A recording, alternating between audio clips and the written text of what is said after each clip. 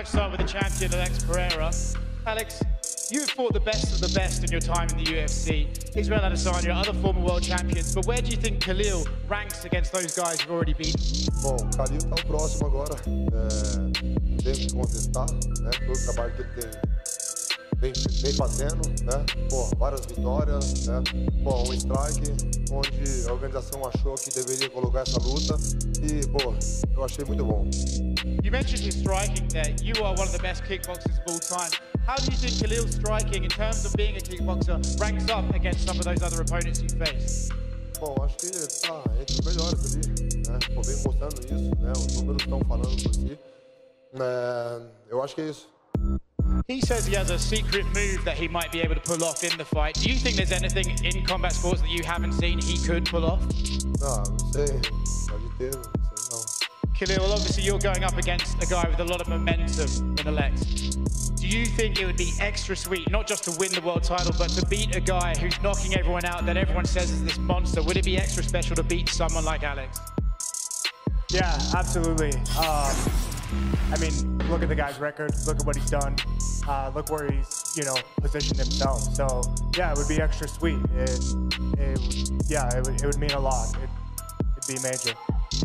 There's been a lot of talk about wrestling and striking in this fight and about who's going to shoot for takedowns and stuff, but you are the longer-serving MMA fighter. Wouldn't it benefit you to go in there and try and grapple him and maybe beat him in that way? Yeah, so I'd love to be able to speak on this, you know, publicly.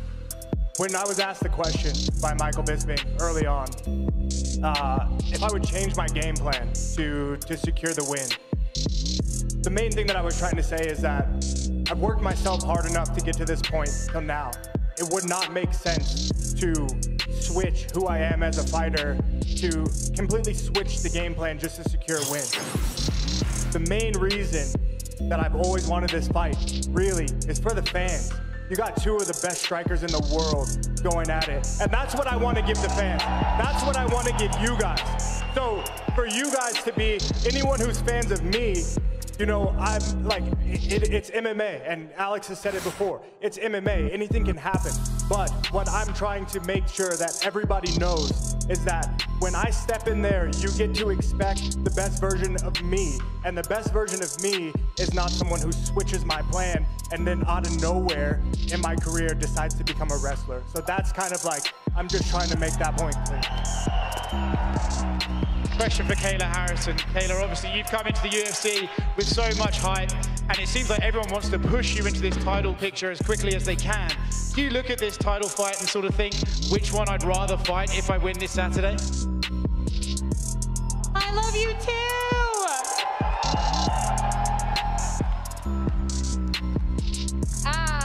Yeah, no, I don't. I don't look at this and, I mean, fill in the blank. It doesn't matter. It's only a matter of time. I'm the uncrowned queen, and first Saturday night I smash Caitlin, and then I come for my title. So enjoy it while you can, ladies. Earlier this week in an interview with Volkanovski and Dan Hooker, you said that you would elbow Julianna for free. She responded, made some comments about roid rage. Are you sure that wouldn't be a bit more of a personal affair?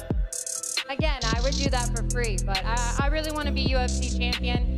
I have more finishes than Julianna has wins, so I don't know what she's talking about. She better slow down. Julianna, any response? I know violence, and Kayla just got here to the scene. As far as I'm concerned, Just got here. I've won 2 Olympic gold medals. I've been doing. what does that have to do with being in the UFC? Old, honey. What does that have to do with being in the UFC? As far as I'm concerned, the last time she faced a Brazilian, she came running into the UFC. So if I have anything to say about it. You started your career in 2009. You're 10-5. I started in 2018, and I'm 17-1. Yeah, it's easy to be 17-1 when you're fighting frickin' tomato cans. Who have you fought? What was that? Who have you? Who gave her a mic? The same person that gave you one, sweetie. And for Khalil, right over here, you said or talked about all the adversity that you had to come throughout your mixed martial arts journey. You know, seeing your face on all these posters, being on this stage just a few days ahead of that opportunity to challenge for the title, man. How does it make you feel? I would say at the moment, the main thing I'm thinking about is like, ask yourself this question, right? Everybody in the crowd, ask yourself this question. Like, what do you want in life? Like, what do you actually want? Not material, right? Not material. When it comes down to like a feeling, of a vision that you see of yourself, what do you want and what's stopping you?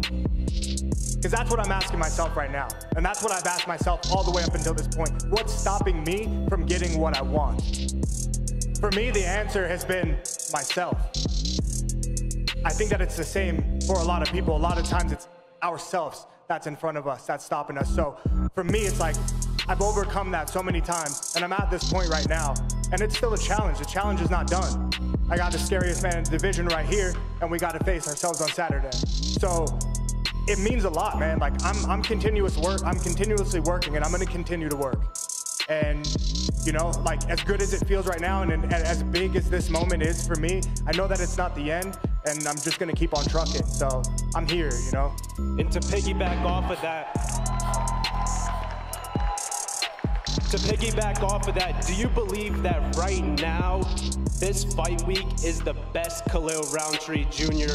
that we could get to go into a title fight like this? I could say confidently, yeah. I've never worked this hard in my life. I've never been so consistent in my training.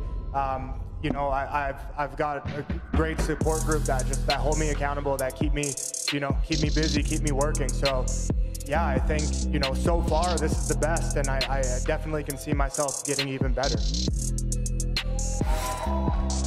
Go ahead, sir. Potan, muito se fala sobre o seu futuro. Você pode, de repente, lutar boxe, lutar nos pesados, nos médios de novo. Eu sei que você já falou sobre isso. Minha pergunta é: isso só existe porque os fãs querem ver você em diversas situações. Por que você acha que você se conecta com os fãs dessa forma? O que tem de tão especial em você que os fãs querem te ver em tantas possibilidades? Bom, acho que é um conjunto, né? Mas eu acho que o principal mesmo é o trabalho que eu vim fazendo, né? O que eu entrego pra eles, porque eles estão ali, estão pagando e quer ver luta, entendeu? E eu tô entregando isso pra eles. Mas também eu consigo mostrar pra eles, né, a minha humildade, né? Alguns vão dar risada, mas o meu carisma, né? Cara meia fechada. Mas é assim, eu acho que isso tá encantando eles.